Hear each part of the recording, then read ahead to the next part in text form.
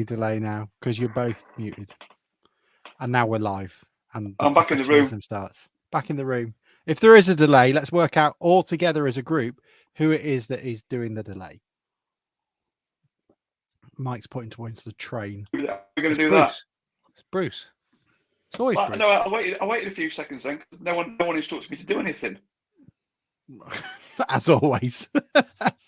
Now you're not moving at all. Right, fine. Sam sends his apologies. He's still trying to get a recount done in Mid-Bedfordshire. And he will be back as soon as he does. He's counting all. What, in Mid-Bedfordshire? In bed, yeah, probably in bed. That wasn't even meant to be young again, Bruce. I know, yeah, true. Even to be young, middle-aged, yeah. I went to a young farmers do at the Oaklands once. God, they're lively affairs. They are. I've seen and done a lot since, and someone throwing someone through a plate glass window at the Oaklands after a few drinks is sort of. You think you get macho at football, you get a group of farmers in a room, mate. Bloody hell. Yeah, it's good. It's the Kilby a minute, Bruce. I've still got the little bit of countryside. You sound like an extra on the green grass. That's true. Farmer boys. What was I going to say? That sounds totally Walter Mitty. But I was at MI5 on Wednesday, which was quite entertaining. MI5. I was at Thames House. It is not as fun as you would expect it to be. I mean, I'm granted, I didn't expect like Q's workshop going on levels, but it was just lots of office rooms. But there was quite a lot to get through. I wasn't on my phone, so I wasn't able to keep up to date with the Hearst debate. But it was different. Shall I tell you what you do see? People walking around with Walkmans because they can't have phones. Are we now saying that our national security is left in the hands of people like yourself? In whatever capacity, at whatever level, it's worrying me that you're involved at any point. Absolutely. Even delivering the coffees, mate. That's worrying me. As you will see in the recent press release, 20,000 people have been approached by China to be a spy. I think we're doing a great job. Slightly affronted that I was not included in that 20,000, but no, mate. Yeah, with Sam. Don't they want to know what's going on in Cleethorpes? Bloody ignorant. He just keeps sending us games. He just keeps. What is going on? Bruce just keeps sending us stuff against Wednesday in 1972. I've done some prep tonight. Oh, I've organised a competition. Have you? Yeah. You got some more tat, have you? This is the last laptop to sell. No. I don't know what you're talking about. No, I've organised a competition for the end of the show. Okay. I mean, I'm nervous. That's always nice and always reassuring when you just drop it on us, Bruce. I was going to watch the highlights in preparation, but I couldn't bring myself to do that, so I haven't. So I'm about as prepared about the match as I always am. To be fair, why break the habit of a lifetime? Yeah, I was there and I saw it once, so you know that's all you need, really, isn't it? That's it. Yeah, I formed my opinions at the time, and yeah, they will never change. They may be wrong, but they'll be consistently wrong. I like the fact that I leave you a juicy bit of content there that Alex was in MI5 and we've already moved on to no questions you want to know about it. Anybody want any questions answered? I met a lad who supports Crawley Town or, follows them. It wasn't the lad, was it? No, the AI guy, was it? No, but then again, this poor guy. So you go into your entrance and then there's a little waiting room and then you go into a sealed container. And they lock that door, then unlock the next door. Then you go into what looks like a single room for aircraft security. And there's one guy just in there waiting. And he must be in there all day. And they can't get that many visitors. So no wonder Crawley Town sounds thrilling. Did you not get concerned that when you got put in the sealed container that you might be put on the back of a lorry and taken into Europe? Well, it was someone at the fishy holding it. So I was slightly concerned for a minute. But hopefully came out of it fine. Someone called the voice of reason, pop me in it. And then I was never seen again. Oh, Was it? that's not- It was all right. Was it? Have they invited you back? I don't know, but I was nearly falling asleep during the meeting. It was very boring. I did at least get a comment in going. I got less searched in at Bradford away, and the guy who supported the lower league club found it amusing. So that's my win for the day. Evening, Ben. Nolan says Paul Hurst is probably a Chinese spy. I don't know how that would work. It's too early for football links, Nolan. Yeah, true. Absolutely. We'll start Half talking past about eight. it. Give us 8:55, something like that. How's the start gone, Mike? Hamilton's lost a place. Norris, Leclerc signs Hamilton. Where's And Verstappen? Is and he then in the war yet? That cunt Verstappen. Oh, that's a start. There's your start. First swear word of the day. Shall we do the old VT? Roll it. Open wide for some soccer! And now the shipping forecast issued by the Met Office on behalf of the Maritime and Coast Guard Agency at 1130. Go! At 1130. I don't think I've ever wanted to be on a stand more than my life around there. They're going crazy. Hey, they got a penalty here. There'll be fish flying about there. There's no tomorrow. What a magnificent piece of football! A really, really good goal. You can't make it straight for that.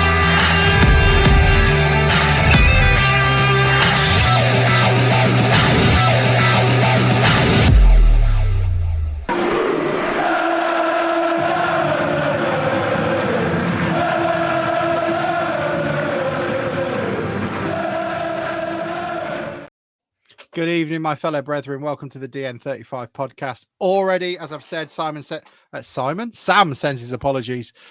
He says that he's currently counting votes in Mid Bedfordshire, and he's also watching the Grand Prix, which he thinks is more important than you guys. But that's his mindset. Bruce is here. He's got a very less flirty camera angle than usual, so no ball bags out today. How are you? I'm all right, mate. Thank you. It's winter now, isn't it? It's pitch black outside. Oh, you've tied them up, have you? Yeah, they're put away for the winter, mate. Put away for the winter. But Max Crocombe is on the calendar. I noticed the other day. Is he? Yeah. Well, yeah, it's the 22nd of October. Whoever sorts out the calendar. Yeah, I've just realised. I've only just turned it over. But yeah, they were supposed to be sorting it out this year, weren't they? That the players that were on long contracts that were likely to still be here were going to be. So whoever did that needs firing. Add them to the sackings. Okay. Do you think actually, Bruce, did it just take Max that long to get turned over onto October? He was down with cramp between the 1st and the 20th. Yeah. Kieran Green's November. Is he still here? I haven't seen him for ages. Yeah, he's just injured. Alive. He's injured. That narrows it down. Do you know what? Can someone, whoever's listening, and hello and welcome everyone, could you send us a comprehensive list of who currently is injured? Because I don't think that list is that long anymore. Mike, welcome. How is everything in Sutton? Are you preparing for the Grimsby game whenever that turns up? Yes, all good, mate. How are you? You well? Yeah, I'm all right. The only thing is that I can't go to Slough, though, it's my brother's wedding. I'd forgotten about that. So he won't move it. You won't get a ticket anyway. Well, as a leading light, If you turned up at Slough, there'd be a lynching. They'd be burning effigies of you in the car park. As a leading light, I'm allowed access that way. It just falls onto me. Oh, I'll tell you what. If you turned up, I'd love it if you turned up in like a press top pitch side. With a high one of them press vests, and there's just Anne Boyers wondering, sat in the stand looking upset because you've nicked the second of Town's 2 vests. He said he was more important. Yeah, that'd be good. That'd be good. Yeah, The fishing, the thread, it'd be pages long. Right, here we go. Let's have a look. So John Lewis says, I tried finding Alex on work laptop, but there was too many figures out which one was you. I wasn't going to message out the blue asking if you support Grimsby. What's that about, John? Is that about a work thing? Jack says, hello, fellas. If Hurst doesn't get... Oh, no, Jack, let's not start there yet. Andrew says, hello. Hello, Andrew. Sam probably finding out the FI and the Tories have something in common. Both the pits. FI? F1. MFI? Oh, come on, mate. Come on. It says FI. All His right. Fee, is that the bird that he's with? Oh, I'm not on ModNet, John. I'm not on ModNet. I'm not allowed on it. Too important. Could I just say to anybody looking for Alex, there's a very good way to know if it's him and his work, because he looks like Jeff Stelling. It looks like one of those adverts that they've all had Hang pictures on. taken of. Let's see. It is not Alex. It's airbrushed to hell. Oh, is it the new headshot? Because the new headshot is very nice. You look like Jeff Stelling, mate. I'm not having it. Not that it's you. No, they haven't changed it. Oh no, that's Yeah, not. because he looks more Neil Ruddock in real life, doesn't he? Well, the picture the I've old got Neil currently on the Ruddock. website. Yeah, the picture on it is currently very Neil Ruddock-esque. They haven't changed my photo yet. I'll see if I can find it for you, because I look a rather dashing chap. Oh, you look like one of these blokes trying to sell timeshares on those ads you see. I've sold some. Bruce gave me some of his laptops. I got rid of them. The ones that you see in the paper that have fleeced grannies for thousands. Yeah, me and Alex May. Yeah. Do we? I thought he said Tenerife. It was Torquay. And it was only a game against Welling. Yeah.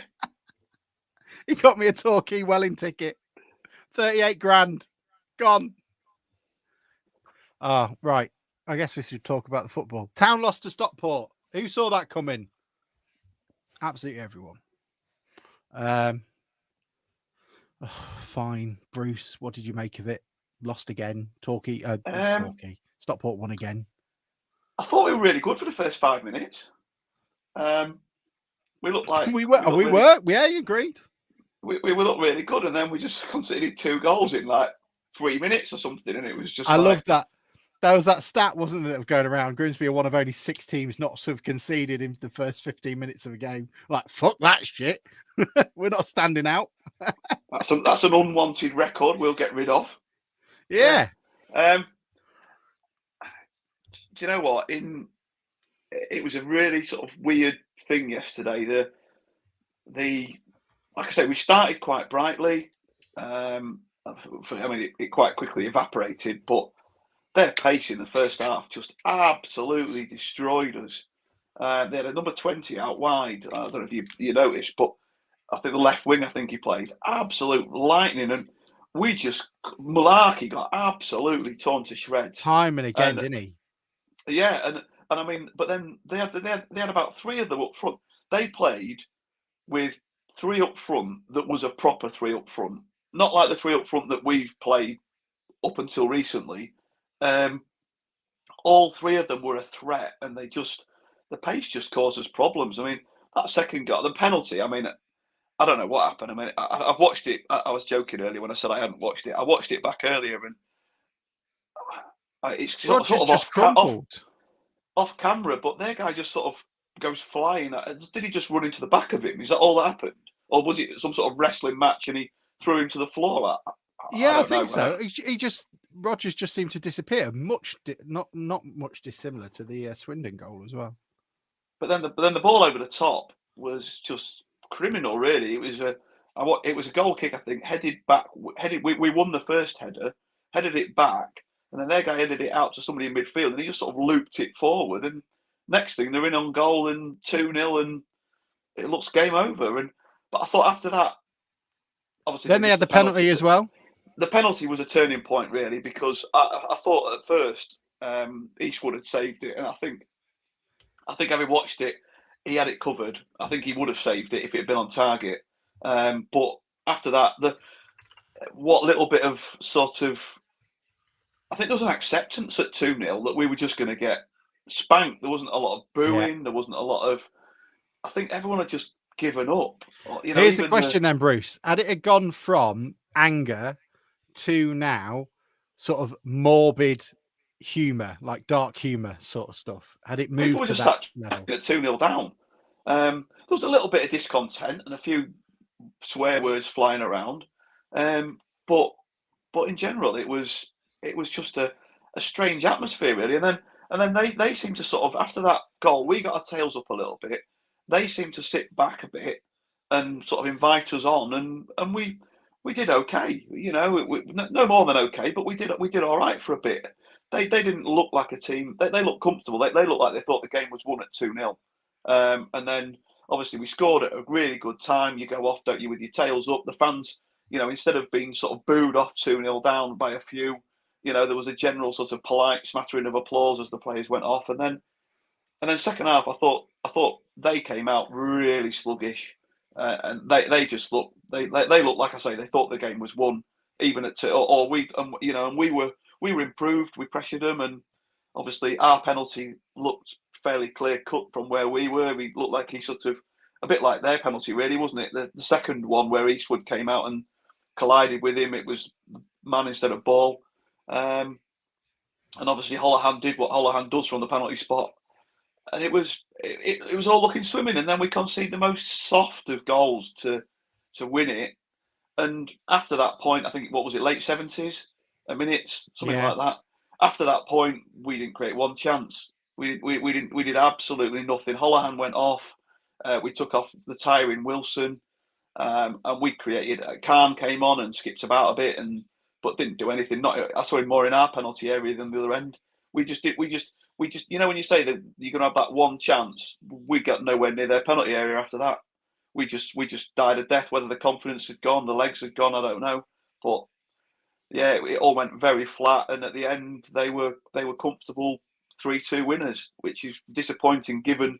But it's another 3 goals conceded. I don't care how they scored. You know, I'm not bothered about that. I'm not bothered whether he might have could have been offside, 4, couldn't it? And they hit the bar. Yeah, we just can't stop shipping goals. Which you know, we scored. I saw somebody put on Twitter today, oh, you know, we're toothless. Well, we scored twice yesterday away from home, and we still came away with nothing. Top of the league.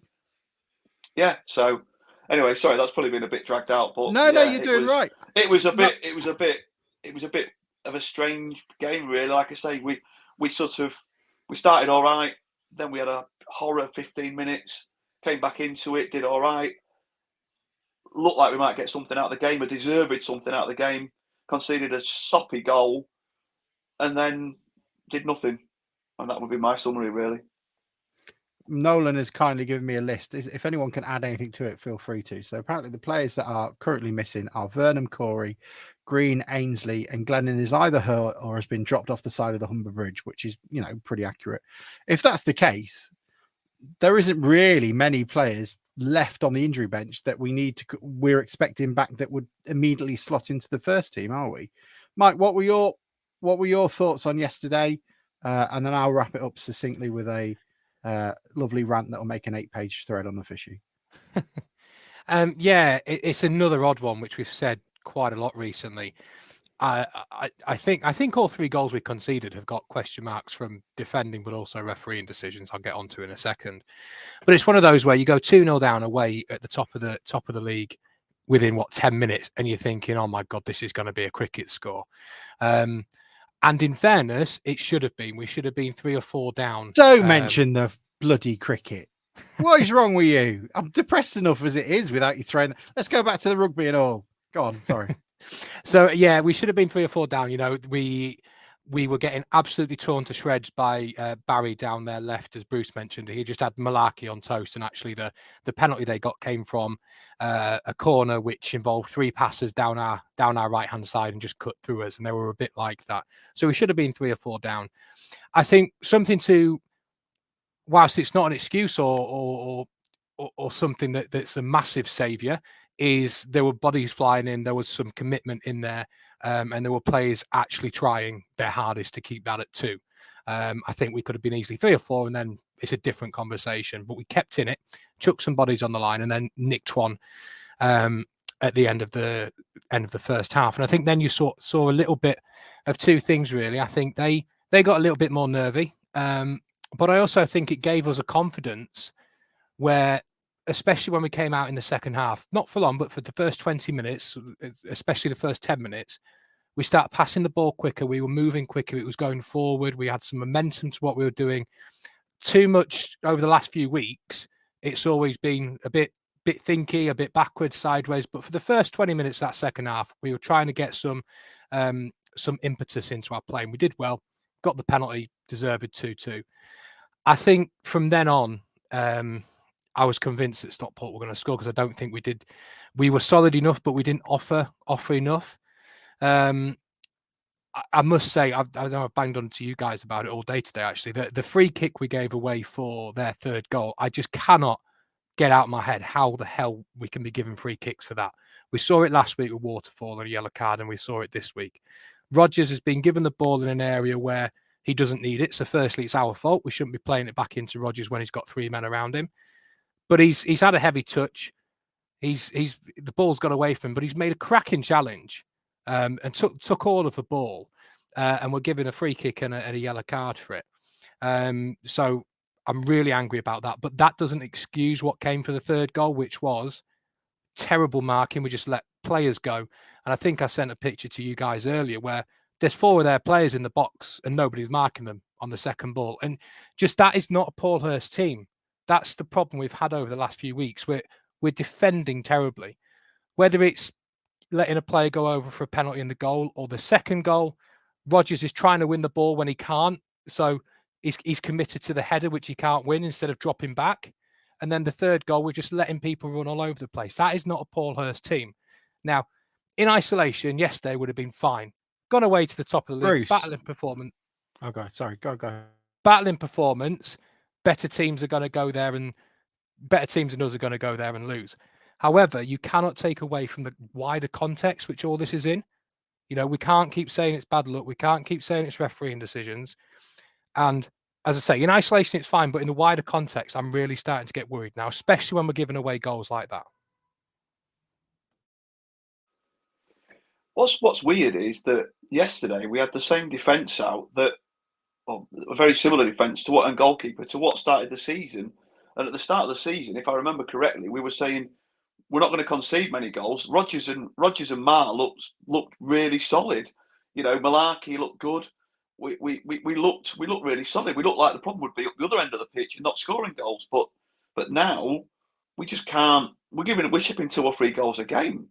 It's ludicrous the amount of goals we're conceding. And like we say, you say it's not a Paul Hurst team. It is a Paul Hurst team because obviously I know what you mean, but it is a team that he's putting out. But I don't know what's happened to the players. You know, I mean, it can't just be confidence or form or whatever. But is it the rest of the team not helping the defence, or the defence just not? I don't know. But we looked really solid at the start of the season, I thought, defensively. I think it's composure and panic. I think when the ball comes in, because of what's been happening, people are just not confident enough and are panicking. I honestly think that's what it is. I mean, at the start of the season, that ball over the top, Rodgers is not overcommitted to try and win a ball over the top of the centre half, which he can't win. You know, he's dropped up and made him pull it back or not allowed him through on goal. So for me, it's just confidence and panic. I think whenever the ball's in the wrong area, we're not composed enough. It's certainly, yeah. It's something not right, and it begs the question, doesn't it? Which we've talked about, and I'm sure we will talk about how long you give it before you do change something. Well, I think the problem is, and my thoughts on it were that I don't think yesterday's performance will have changed anybody's minds. I think if you've already decided on Paul Hurst out, I think you still are. If you're still clinging on to that, he might change it around. Then yesterday's result will have given you a little bit of hope to suggest that it might be possible. I wanted 10 points from October, and I included the Swindon game in that. And that basically means that he needs to win the next 2 games before I say that's where he needs to be. And I think if you get into a point where one game is deciding a person's managerial career, I think you've probably got your answer already, because no one's managerial position should be decided upon 90 minutes where it could go either way. But when you are, I think there was if it was last season and the Stockport County that had won the league and had won it by miles away from us, then you go, actually, that was quite a fighting performance. The team has started to come together, but that's not this team. And I think that's where we are having to change our mindset. I am certainly judging this team harsher than I was last season, but it's a team that's got a lot of staff. It's a team that has had time to prepare and to be able to pick players. It's also got a team with a relatively large budget since the championship. I would imagine this is the largest budget we've had since 2003, if not higher because of inflation and the like. So it's a question of when I was saying, look at the players we've got missing. This is it. This is the team we've got. I mean, apart from Vernon, I wouldn't expect anyone else to be able to influence the game. And we looked okay, but we are missing the quality. And one of the things we got dragged into last week was talking about the prettiness of the team. Alan Buckley's teams were pretty, and that was one thing we discussed. But Alan Buckley also had players of exceptional quality. So he had Kevin Donovan, he had Gary Birtles, he had Clive Mendonca, he had Paul Groves, he had people that could change the game on a sixpence. And I don't see any of those players in this team. I don't see any players that have got the ability to turn a game on a sixpence. And it felt yesterday, before we came back into it, it felt like we were just going through the motions. And that's very similar to the team that got us relegated, where we weren't doing much wrong. We weren't awful. But what we were doing is letting the game pass us by, and no one was taking it by the scruff of the neck. No one was having the confidence or had the support to be able to run at somebody or to try and overlap. It looked a bit stilted. Again, very pretty on the ball at times, but it just didn't really equate to too much. And now we're throwing into the fact that defense can't defend for toffee. And I mean, I don't think it was a free kick either, Mike. I know someone, Max Verstappen fan on here, which already suggests that I can't trust his judgment, was saying it was studs up. Now, someone might need to, show me a picture of up and down, because to me, his studs weren't up. He was going, the worst thing you could say, he was going over the ball, which I don't think he was. But you've still got to defend that set piece, and it's defending a set piece, for Christ's sake. You should be able to do that. And I just don't see us getting out of it. I would love us to win 4-0 on Tuesday and then, win 2-0 at Donny and the conversation changes. But I think at the moment, given the person I wanted as manager, as we discussed last week, was Mike Williamson. He's gone. And now you've got Bradford and Colchester. And who else is local to us looking for someone now? Bradford. Lincoln. I know it's a different division, but they're still in the same. We're still in the same pool as them, aren't we? Yeah. Bradford, Lincoln. Who are we going to win out of that? So I don't really know what to suggest now. I really don't. Just going back to the tackle that gave away the free kick. I agree with you. It was. I don't know if you're coming at somebody from a distance. His foot was on the floor yesterday. If you're stretching from a distance for a tackle. And I mean, it's an argument that with a referee that we just wouldn't win these days. But it's stupid, because effectively you're saying that you can't tackle anymore, because how can a player, your ankle just doesn't work like that. You can't go in without your foot being sort of flat. With your foot being flat. It was at a 45-degree angle at best. Yeah, I don't know how you can. You can't do that. Your foot doesn't bend in that direction. It's just ridiculous. His foot was on the floor, and I think actually I don't think he touched the man at all. I think he touched the ball, and the guy looked like he put his foot on the ball at the same time as he did, and he sort of fell over the ball. If that makes sense. I've only watched it yesterday live, but I don't think there was any contact with the man, and I don't see.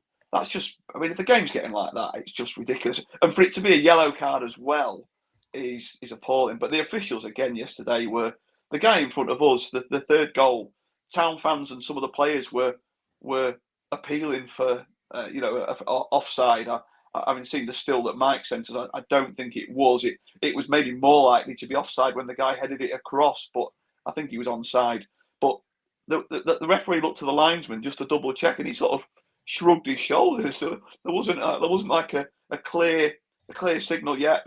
Goal. Because they always used to sort of put the flag down, didn't they, and run in there. If he's on the right hand side, put his flag down in his left hand and sort of run back towards the centre circle, not the centre circle, the halfway line a little bit. There was none of that. It was just like, oh yeah, I think it was onside. That but like you say, we've still got to, we've got to defend it, and we're not defending it.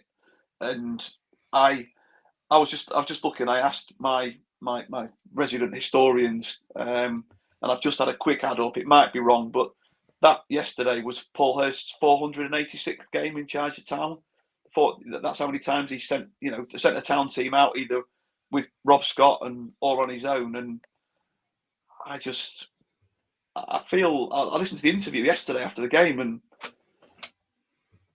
he's like a part of the furniture. And you know, people say sort of, oh, he comes across as. I don't think he does think he's unsackable. I honestly don't, and I think that's a bit of rubbish. But I genuinely want the guy to do well. I know a lot of people, he's dour and he's boring and he's this and that and the other.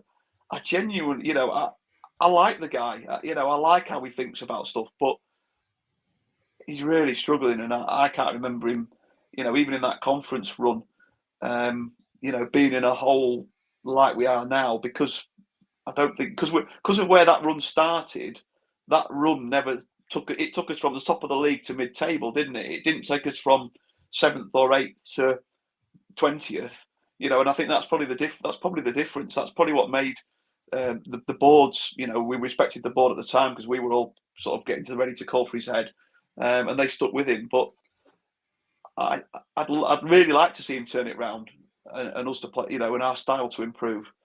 But I don't know. But I just got a feeling that we'll win on Tuesday, and then is it going to delay? Is this going to delay the process? I don't know. A really unpleasant 1-0 win like we did at Barrow or something like that. And it won't change a blind bit of difference for everybody. But if we can't beat Colchester, then unfortunately he's got to go, because they're absolutely the teams below us. People say we're in a relegation, and we are. We're down in that area of the thing, but I still don't think, even if Paul Hurst stayed in charge at the end of the season, I don't think we would get relegated. And you can clip that or whatever you want and take the piss out of me when we're doing another non-league podcast next year. But I just don't. Could win something then. I just don't think we're. I think there's Sutton. Mike's game of the season's on its way out. It's I think they look absolutely. What, they got 7 points, haven't they? They look absolutely dog shit. Well, let's find out from Ryan, who will tell us exactly how shit Colchester are and actually how good they're on a resurgent strength, and they're going to beat us 3-0. He'll be with us after the weird jingle thing. Behind, so that's the final action of the game, which means Grimsby Town are back in the Football League just a year after those awful scenes that acted. Ryan is here from the Up the U's podcast, and he's here to give us all the information on what is going down in a place that looks close to London, but is actually fucking miles away every time I go for an away game, and he's basically in Norwich. So, Ryan, welcome along to the show. Glad to have you. Bruce is already knocking out the wine. How many of them does he actually need to drink before we face you on Tuesday? I'll be honest, he can stop now. The one thing we've got going for us is we have that weird hoodoo that when a team sack their manager, they then go and win their next game. But I don't know what's going on with Colchester at the moment. The start of the season, a lot of people had us pipped to have top half finish, and we're sort of in the position we've been in for the past 2 or 3 years of flirting with relegation. I mean, to be perfectly honest, I don't know how financially the club are now, but it was one that, is Scunthorpe-esque, shall we say, or, is mirroring it, which is never good for anyone, apart from Town fans who enjoyed it a little bit. In terms of, you sacked your manager, what's been the reception for him? Actually, you've played less games than ourselves. You 1 game in hand on us, but 4 points behind us. Take from that what you will, Town fans. Was it expected, or was it not? It's a hard one. You look at Garner's history as a Colchester manager.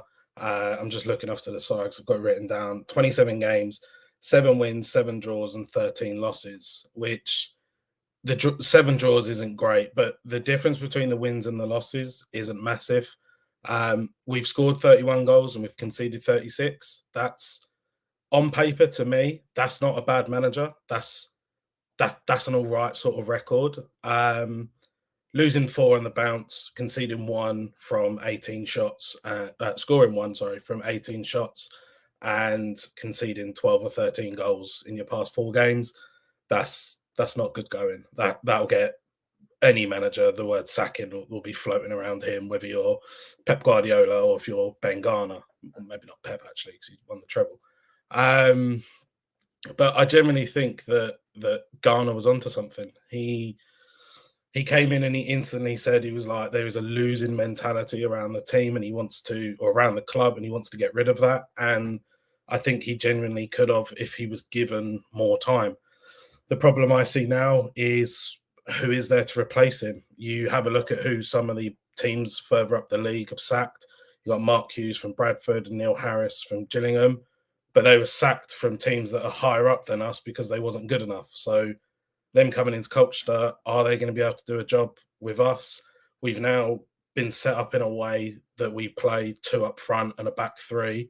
If we have a manager come in that plays a 4-4-2, then that'll work for the strikers, but for the 3 defenders, that'll then mean we've got 6 defenders and only really pick 4 for a game.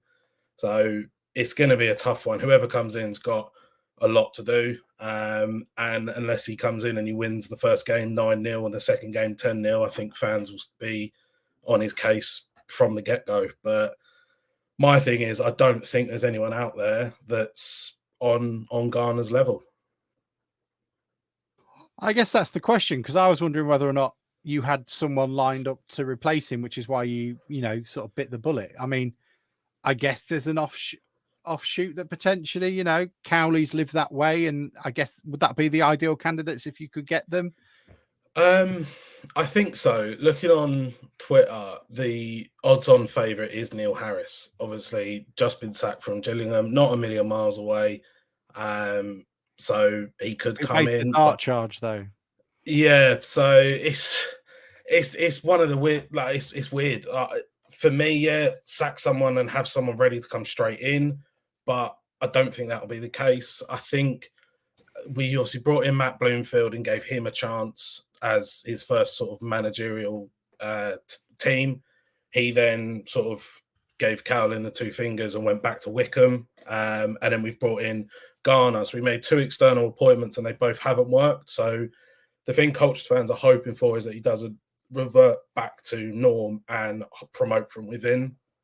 Because if it is, then probably be given to Matty Everington. And he was an all right player, but he weren't pulling up trees. Yeah. And I guess I've always sorry, Bruce, you were muted. Do you want to say something? No. So I just was. I mean, if you were going to talk about the current situation, I just wanted more of a story about the club as a whole. I don't know if you had something you want to just finish what you were saying or the conversation we were just having. No, I was literally just going to ask. Sort of, Colchester have always seemed to me to be a team that have worked really well at being able to pull those players that haven't necessarily kicked on at Championship or Premier League London clubs and have had a chance to pull them in. Is that still the case? And who are the danger guys? Because at times you've been a dangerous outfit to play, but feel free to add to that as well.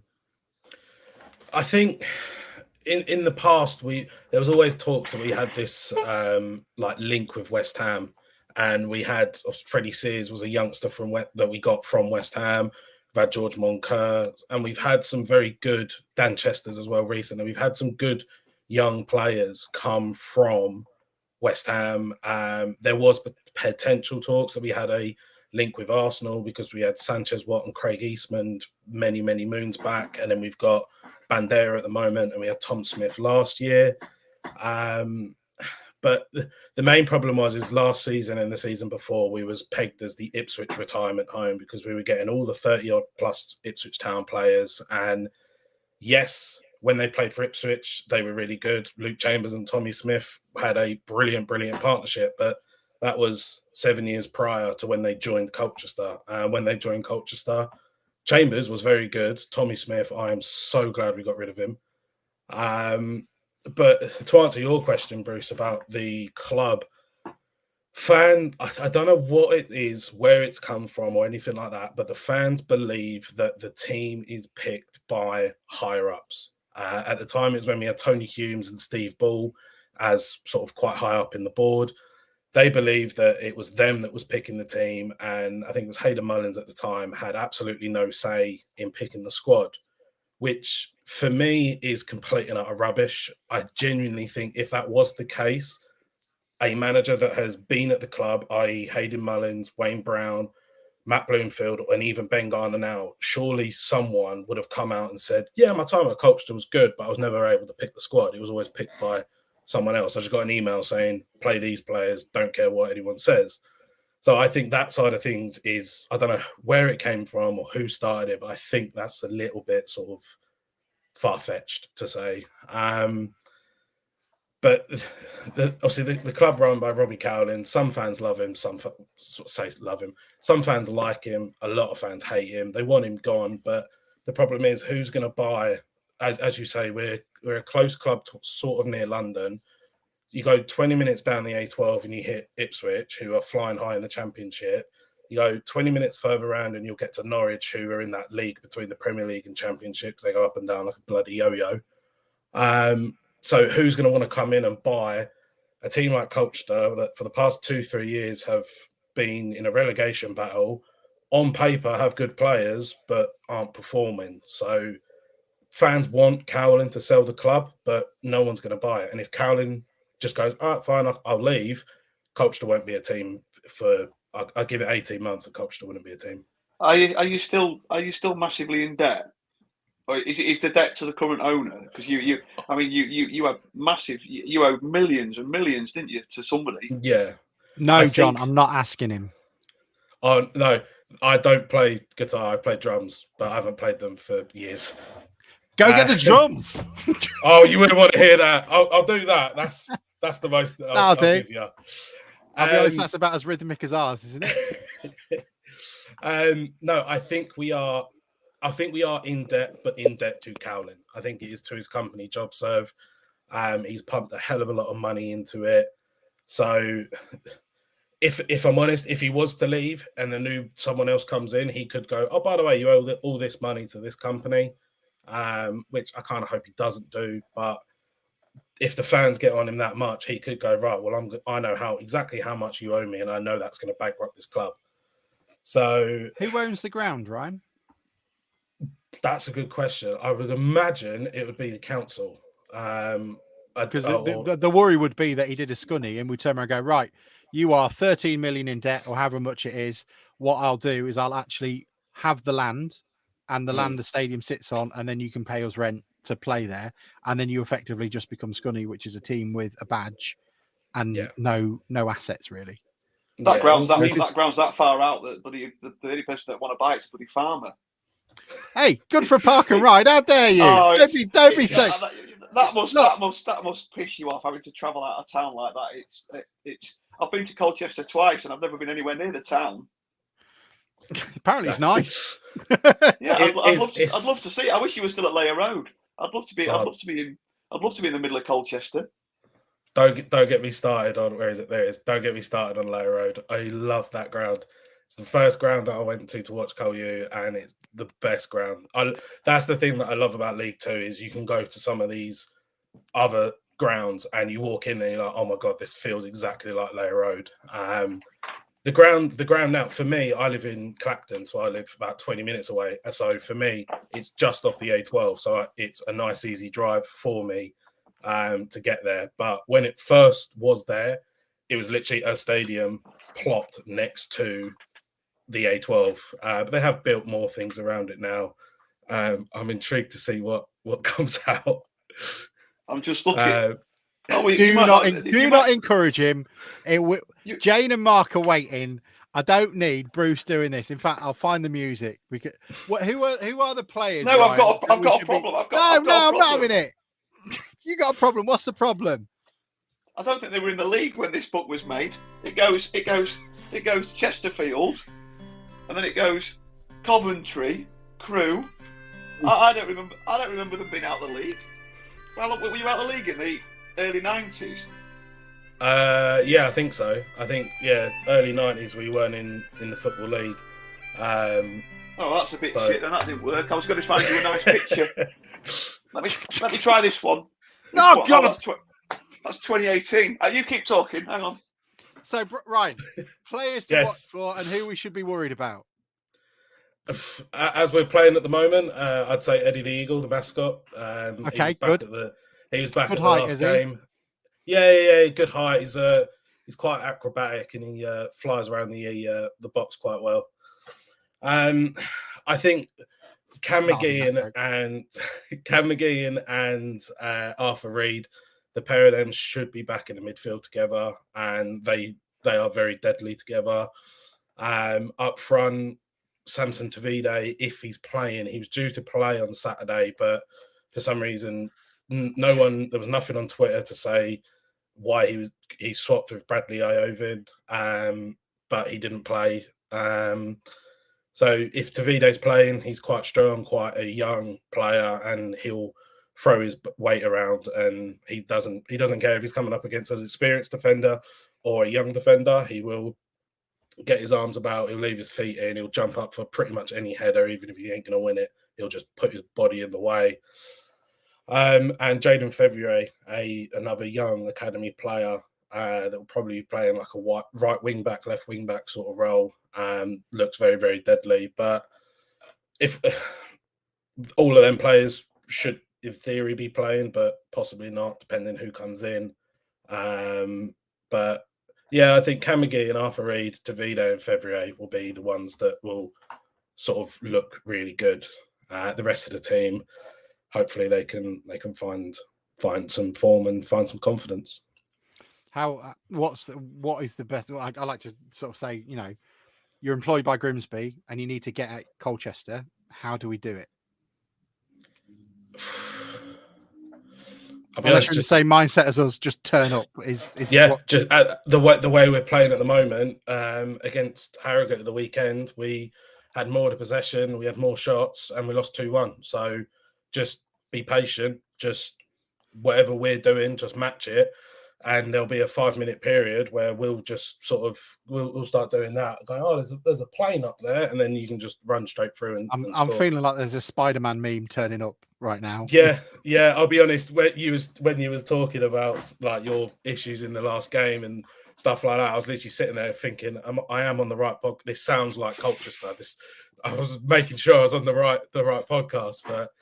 I'll be honest, the game, you look at the head-to-heads, I think we've won 4, you've won 4, and we've drawn 4. So I'll be honest, it's got 0-0 written all over it. But hopefully we can have that little bit of luck of a new manager and maybe pick the win up. But yeah, we had about 30 planes fly over at Stockport yesterday, mate, and it didn't help us at all. Their players didn't switch off often enough. So that's why we got boats. I found you were in the league in 1995 when this book was made. That's a good year. Little picture of your old main stand. Look, oops. Loved it. Love Layer record attendance at Layer Road 19,000.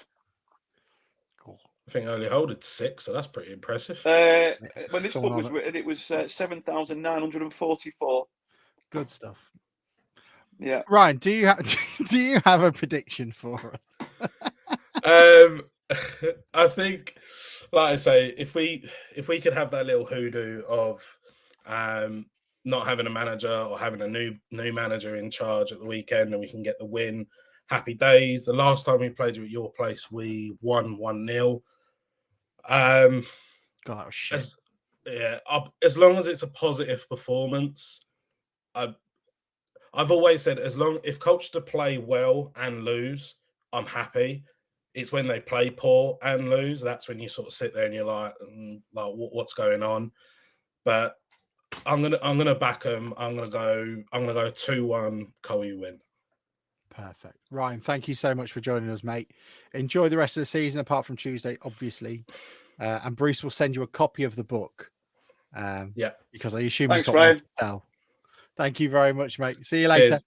Thanks, lads. See you later. Thank you for having me.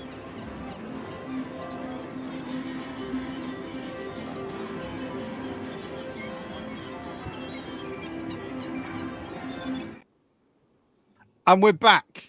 I need to do something better with that. I think a bomb's just gone off somewhere. It's not even related to it. The sound was from who's on? I might mute you guys just for a second, see who it is.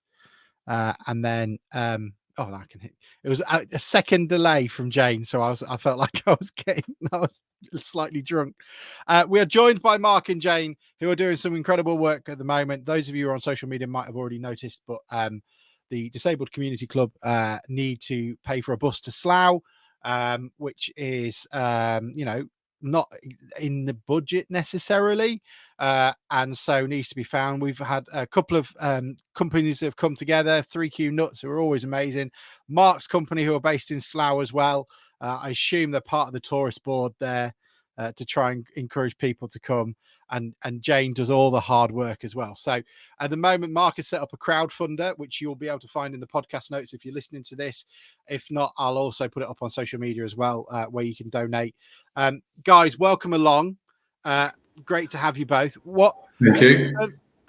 In terms of where we are, Mark, your company have kindly offered sort of a third of the payment for what the bus needs, and we're looking for more. You set up the crowdfunder. How much are you guys aiming to raise? It was Jane that set up the crowdfunder, but sorry, Jane.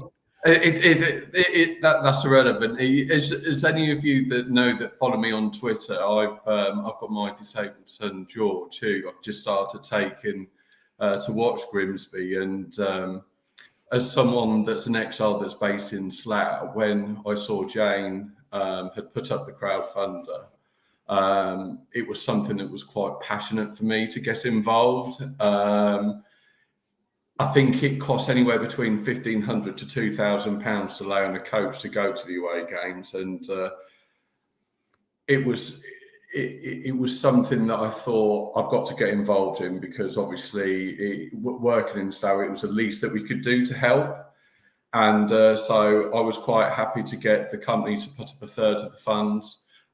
Straight away, Pete Rose, who runs 3Q Industrial Supplies in the Grimsby area, he matched our third. And then this is where Jane stepped in and set up the crowdfunder. And it's something where, especially with the disabled supporters, making the game accessible to all is really important. And knowing how much it costs and how much valuable time people like Jane put into helping the club, it's something that I thought, thank you for giving us the opportunity to come on here today to try and push it over the legs, because since the crowdfunder's gone live, I think we've got over £500 on top of the money that's already been raised from ourselves at Lands and 3Q Industrial. So we're nearly there. Jane, is there anything that you want to add in terms of how close we are in terms of getting the coach? You're on mute, Jane. Sorry, Jane. It was me. I muted you. Yeah, he muted me. Sorry. It's what things would like to do. Oh, hang on. I pressed it twice. I'm having a mare. I'm going to go away. I think I'm okay now, am I? Perfect. Okay, yeah. We're doing really well on the Just Giving. I think last check was about £550. We've had cash donations over the weekend. Someone gave us £100 on the bus, so that's helped big time. And other people are going direct to the disability funds as well, direct to the bank. Dave's on holiday at the moment. He's going to update me when he checks the bank balance. Oh, that's amazing. He's not on holiday with the bank balance, is he, Jane? No. He didn't know anything about me sorting this out. Has he stayed another week now, though? He better not. I'm telling everybody to put FA Cup on the the deposits. How many games do you get to a season nowadays? I think it's about 15. I'll have to check my sheet. But we do the FA Cups or, any cup matches if we can get to them. Well, like you say, sorry. No, I was just going to say, how do you decide which games the supporters are going to? How does it all work? Well, we mostly go on a Saturday. We don't do the Tuesday nights. Unless, say, it was Mansfield or somewhere close. Oh, it's brilliant. It's brilliant.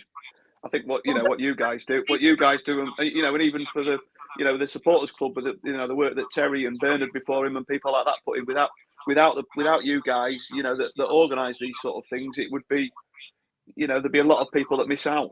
So it's brilliant. Our disability bus has improved over the last couple of years. We've now got one what's got a lift for the wheelchair to go on. Before, people was carrying them on to the bus. So we have improved 10 times recently. And if apart from donating, if anybody else wants to get involved or support, how can they do that? Do they just come to yourself? With me at the club, but And if anyone's got a bus kicking around in the back, do you want it? Yeah, that's it.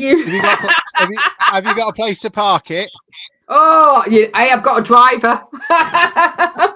Can I just say the amount of adverts for buses Alex has sent me this week? Are the accessibility ones though? Yes, yeah. I found one that could put 5 wheelchairs on if they wanted, and I was like, really? Yeah. But it was about 67 grand. Yeah. Oh, no. But yes, we're going to Slough. We're guaranteed now. We've got enough money to go to Slough. Slough's been in touch. They're going to sort out some wheelchair access, and they're putting a temporary toilet in ready for us as well. That's incredible. That's really kind of them. Yeah. They can't be exactly splashed for cash. No, but they've really been good. Kay's been emailing me, and she said, yes, we're sorting out a toilet for the disability, and they're sorting out a wheelchair section for us. And so the rest of this money then is for just the rest of the season to make sure. Yes, hopefully we can have another FA Cup run like last year. I just like the idea for you, Jane, that we're pulling out Southampton and Brighton. You go, oh, that's it, This is a bloody lot on in petrol. And Mark's like, this could get costly. Yeah. I would like to say a big thank you to Mark, because he has helped us a lot recently. Only the other match at Tranmere, he sponsored for our disability and paid for them himself. So I'd like to say a big shout out to Mark. Thank you. And just for anyone that's listening, if they follow me on Twitter, if they look at one of my recent tweets, the Just Giving page is still there.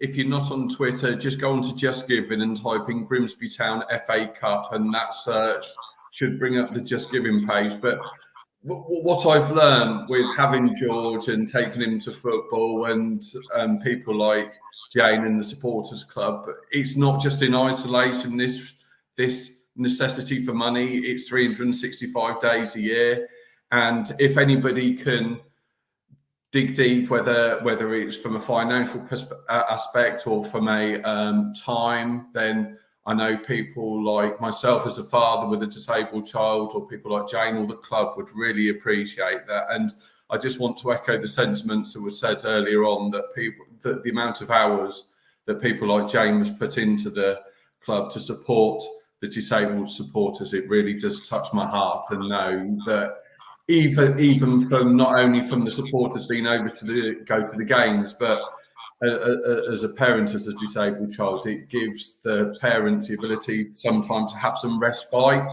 and give their children the ability to go watch their club. So I'm looking forward to Slough, and it's just going to be a fantastic event. And just thank you for giving us the platform tonight just to speak to everyone. Thank you very much. I know, anytime. And obviously we'll put the link in for the crowdfunding on the podcast and in the notes. If you're listening on your phone, then just look down on the details, and then also check our podcast Twitter account as well. And I'm sure Mike and Bruce will do it as well. So if you need any help, let us know. Sam needs a job in a couple of months, so if you need a new bus driver, we'll get him DV'd up. I can't help notice he seems to be AWOL after every defeat now. There seems to be a pattern forming. He should get used to defeat. To be perfectly honest. Jane, Marks, thank you so much for coming on, and then we'll keep everyone updated. Bruce, cheers all. Thank you. So much wine going around. Cheers, bye. Well, that's amazing, isn't it? So yeah, if you do want to put some money in, whatever you can, I know nobody has got, swimming in cash at the moment, but it's great to get fans to games as best we can. It would be really appreciated. So it's on Just Giving. We've put it in the comments as well. So if you listen on YouTube and Facebook now, and we'll put it up as well. We've retweeted it too. So feel free to. 550 quid at the moment. They are currently in need of $1,500 to finish it off. So another £1,000 or so, and it'll be great. They're on the M25, aren't they? They're on the M25. They're on the M25, which no one wants to be. Let's be entirely honest. They're sat on the M25. Just needed some more petrol money. God, I'm just thinking it's a hell of a way that, Bruce. M25, you come on at the M1. There isn't a service station between there and Slough. I've been looking at Slough. I don't really fancy driving all the way. I did a training course down there years ago, and there was a burnt-out car park in the travel lodge. Burnt-out car, sorry, in the travel lodge car park. I was going to say they've gone full. The whole duration that we were there, and no one seemed to bat an eyelid. And the barmaid was, I think she'd had her arm broken in a fight or something. It was but she shouldn't have taken your wine off you, should she? You can't get the train from here on a Sunday that gets you there in time. Though that's a bit of a pain. So we've looked at driving to Newark and getting on the train at Newark. The first train out of Cleethorpes is about 9:30 on a Sunday morning. So yeah, a bit of a. Are you basically asking if you can stay at our house? No, I wasn't asking that particularly. I might be in Grimsby, so you can use it. You might be in Grimsby. Oh yeah, your wedding. Yeah, you're at the I've got a wedding. Yeah. Hopefully, I have fish and chips. I was slightly disappointed because we were meant to be coming up for the last fitting during the Donny game, and I thought I might be able to escape and pop over, but apparently not. We're not doing that now, which is a shame. So, first in or first out? Where are we, people? Sorry, Bruce. No, Mike, you go. You go first. Mike's. Oh, this could be good. No, genuinely, I think we're at the stage now where he needs results and performances. The next two games, if we don't get the results and the performances, I think that the crowd and the toxicity will be there, and the crowd will be turning. I think it's a different question when do most people think it's time, and when do Jason and Andrew think it's time? Because I think this is a very, very good thing about them and the club. They are loyal and they do stick by people. And I think Paul Hurst does have a lot of credit in the bank. I think he deserves a lot of respect and dignity to be treated for what he has done. So I think once us as fans sort of start trying to think it's time, I don't necessarily think that'll be reflected by the club. But definitely the next two games, we need some performances, some wins. And then looking a little bit longer than that, if we're going to start changing this round, we've got a run of games where they really need to be no more excuses, no more unlucky defeats and things. It needs to be now. Otherwise, that's the end of it. And what I would like to say is, I was going to say last week, is even when I get to the stage where I think it's time for Hurst to be out, that doesn't mean we have to scream it all the time. People will make the decision, even if you start shouting at the players and shouting at the manager, that won't have any effect of it. So once you get to the Hurst out position, that's fine, but let's have a little bit of respect and just keep backing the team, even if we've got a different opinion. I'm not fucking saying a word about respect. Apparently, I'm not allowed. In terms of, the game's coming up. You've got what? Colchester at home, Donny away, Slough away, Morecambe at home, Forest Green away, Sutton at home, MK Dons away. All of those. It's got to be. You should be looking. You've got to be looking at 3 points for all of them, aren't you, Bruce? I think the next 3 games are massive. I'm really torn. I'm torn on this myself. Like I say, I like the guy, but I need to see some of the football that we've seen this season has been awful to watch, and it hasn't got the results. It's not. I've been to Blundell Park. Well, I haven't missed a home game, but that's when you live around here, that's no great achievement. But it's just not. It's been a chore going to Blundell Park to watch it. We were all right for the first few weeks of the season. We passed it around quite nicely. Got the odd result. But since we've stopped getting the results, the football's just been not great. It wasn't too bad to watch yesterday, but we keep doing it in isolation. We beat Barrow and we thought we'd turn the corner, and Gillingham. I don't like feeling like it, but I just wonder if we don't start doing it in the next 2 or 3 games. I think to be fair, I think if we play poorly and we don't get a result on Tuesday, I think the atmosphere is gonna turn, and that's only going to get worse game on game. I think he's got 2 or 3 games, regardless of what the board think. I think he's got 2 or 3 games with most level-headed fans, and that's not the Hurst out brigade. I think most level-headed fans, we don't. The numbers are getting louder each week. And like you say, I think you were bang on earlier. I don't think yesterday changed anything. There were a few boos. There were a few boos at the end of the game. Quite a few clapped. I wouldn't be able to gauge, how many booed, but you don't normally hear boos at the end of an away game. When you've lost 3-2 at the top of the table, you don't. Generally the town fans would all applaud that. So I just don't think it is turning, and if we don't stem it, then for me it's done.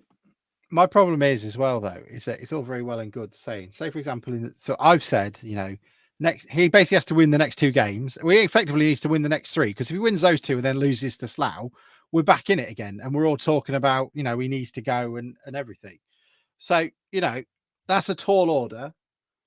You're then also looking at just okay, well, you want to sack him, then who? What do you do next? You're a bit like the fish in Finding Nemo. You just sat in a plastic bag in the dock going, well, now what? You want a new manager in? We've already said there are 2 or 3 local clubs that I would say are, unfortunately for us, bigger than us, and will have the pick of the managers that are likely to come here. Now, hopefully we're not fishing in the same pond, but I'd like to think we are fishing in the same pond as Lincoln and Bradford, because that's the direction in which we should be going. So then who do you get? Because I'll be honest, I look outside and I look at the options, and none of them, get me excited. No, and there was a question that came up, and apologies if I missed it. It said, look, this will be Jason Andrews' first change that they have to make as a manager if it happens. They've always said about Paul Hurst deals with the football stuff. Well, if he's not there, then who do you go to for the football stuff? Well, they do have that new board member, don't they? That was I've forgotten the name of the chap. No, there was another chap. So we're getting Joe Haviland. No, he was involved in the Saudi league as well, wasn't he? I've forgotten the name of the fella. We're getting Ronaldo as a consultant. Who else? Who are the managers out in the Saudi league? Let's have a look. Let's see who we can get. Oh, it's the bloke from Wolves, isn't it? And used to be at Spurs. He's out there now, isn't he? We can have him. Yeah, Bruce, I don't know. I just don't, guys, I don't know what we do. And yesterday, it just felt like an empty game where if we won, brilliant. But if we lost, it just doesn't change anything. It just, someone said it was like kicking a can down the road, and it feels like that's what we're doing. What I will say is you've obviously had, a minority, a small minority, but you've had a small minority, and we all know who they are, who don't like Hurst, haven't liked Hurst from the outset. I just wonder whether if we don't change, he's not going to change the way that he is. He's not going to change the way that his teams play. Is he going to be able to win over the fans that haven't always been Hurst out? Is he going to be able to win them fully back again? Or are we just going to, every time we don't achieve what we want to achieve, or we think we should be achieving, stage. that we get to the point where it's Hurst out, and instead of it being a small minority, it's maybe 30% of fans that are sat there waiting, for every time something goes wrong. Is it going to just get to the point where, unfortunately, he's just not the right fit anymore for the fans? I don't know, and I wouldn't like to be the one making the decision. I wouldn't like to be making the one making the decision. Exactly, I think he could, because just look at last season. I think there were quite a lot. I mean, we had the conversation here, didn't we? Well, I said, like, if we drop lower than 17th in the National League, then I think we need to look elsewhere. But I think there was quite a lot. It didn't feel as bad as this, but it felt quite, like there's quite a few. And he granted, he has to have the greatest playoff campaign the world had ever seen and reach the FA Cup quarterfinals, and we still hasn't brought everybody around. But John Lewis, I'm sorry, Mike, I'll come to you. John Lewis says, I think the patience shown by the owners so far will carry a lot of credit with any potential new managers, as they will know we won't sack them on a whim. If Hurst turns it around, it'll be Hurst in, and I'm probably the most vocal Hurst out personality on Twitter. Nolan, I think you've got a bit of competition for that one. And Dan Thompson has heard upset some popular characters in the dressing room like Glennon or Amos. Is that affecting things as well? Mike, what were you going to say? The name of the fellow was Gareth Jenkins, was the new guy that came in. That's he's the FIFA guy, yeah. Yeah. And I think to Bruce's point, there's some people that have never been convinced and will never be convinced. I would think most people in the sort of middle of the road on it are probably hopeful that he turns it around because, like you said earlier, he's Paul Earth. So I think a lot of us like the fella and want him to do well. So I think the majority of fans would be able to get behind him again, but those calls are definitely going to be louder and louder as it goes on. And you know, the people that used to be the minority are getting very bigger. Like that minority is getting bigger now. The minority are getting very bigger. I think that's it. Are we going to end it? What with people wanting more or less? You need the competition, don't you? Oh yeah, sorry, Bruce. You want a competition? This is going to be the most. This is going to be the most shittish competition, right? That we've ever done. And the bar is low, right? Before the pod, I got my wine and I thought I'm going to get something to eat. I'm going to get some chocolate. So I went in the Fenwick biscuit barrel. Right, so just pick me some numbers. We're going to do the draw, right? This is the semi-finals, right? You two are going to decide who's the. I'll have the casting vote, of course. Right. Okay. So you've got one, 2, 3, and 4. Give me the first tie. I'll go first. I'll go 2, and then Mike can go. Right, 2 v what? 1. 2 v 1. Okay, right. And 3 at home. Oh, hang on. 2. Which one was at home? It doesn't matter. Right, first one.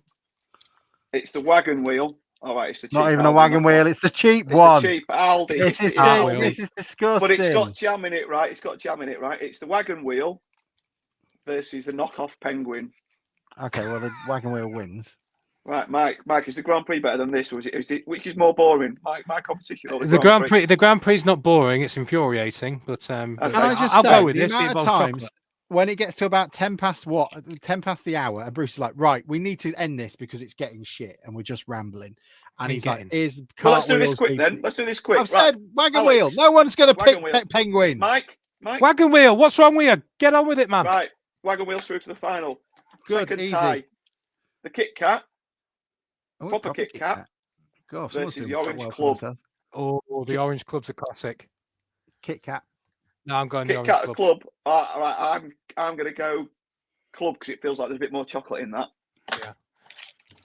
I didn't know that was the ratio. Wagon wheel. Big wagon wheel. Mike. I'm going the Club for the sole reason that you can scrape the chocolate. I want to go out. I want to finish. Stop making it extend. Right. I'm going for this because it's bigger and there's more chocolate. And is there any point to this, Bruce? Is there any point to this, or is this just it's finished now? It's done. Right. You can go what a complete waste of my life.